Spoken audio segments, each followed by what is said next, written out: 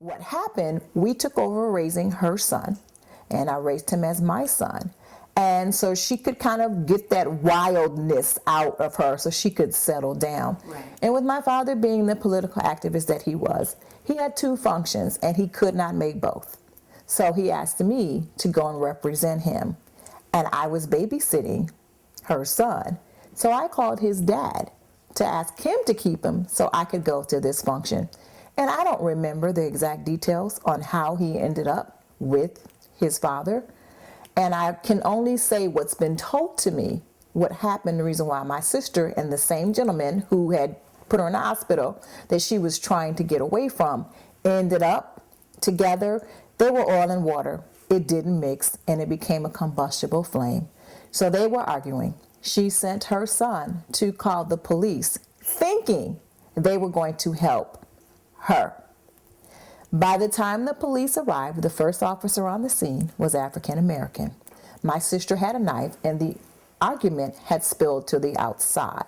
So she was going after this gentleman with the knife. The police officer attempted to knock the knife out of her hand, and in lunging forward to do so, and it was November, it's New York, so it's slippery and it's snow on the ground, he slipped and fell. Okay. Within seconds of the other officer arriving, who happened to be Caucasian, he got out of the car, and this is where the story gets a little gray. I can't say how many times, if at all, he asked her to drop the knife or whatever the situation might have been. However, we do know he was 6 feet away from her when he got out of the car, and she had her back turned, so she was not a threat to him, because they operate under several planes. Take a life to save a life, imminent danger, or perceived danger. So the imminent danger was not to him. And as a result, he shot her in the back. The force of that spun her around. So now she has this knife in her hand. That's where, and I'm going to assume in his mind, now there's imminent danger for him. So he shot her twice more. Shot her in the chest twice. Shot her twice in the chest. Yes, so 3 times she was shot. And again, she still was not close enough to cause any harm to him. But the rules or the laws don't say, they don't measure it in distance. They measure it in perception of thought and mind. So if you perceive that you're in danger, then it's called justifiable homicide. Is that what the defense was? That's what the defense was, yes. And what was funny is that initially, when they didn't know who she was, they were vilifying her, her character and her integrity, the choices and decisions that she made.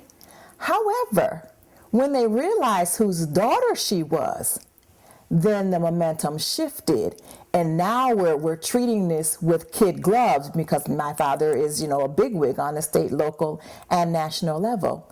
And the sad part about this occasion, he was actually out of town on a trip to Albany, New York, and didn't know that she had been shot. So I'm still trying to keep a lid on it until I can get him at least off the road to let him know. Media doesn't always cooperate. So it went out over the radio that one of his daughters had been shot. That was the first time? That was the first time he learned, and he had 3 daughters. Fortunately for him, he had the presence of mind to pull into the nearest sheriff's office, and he called me on the phone. And all I could do was confirm that my sister Alicia had been shot, and he needed to come home. She was dead by that time, but there was no way I was going to have him driving back from Albany, New York, with that on his mind. So he was fortunate enough, they gave him a police escort. And then we get back, and then the rest is kind of history. We actually did end up suing for a violation of her civil rights. We won the lawsuit. Did she deserve to be shot?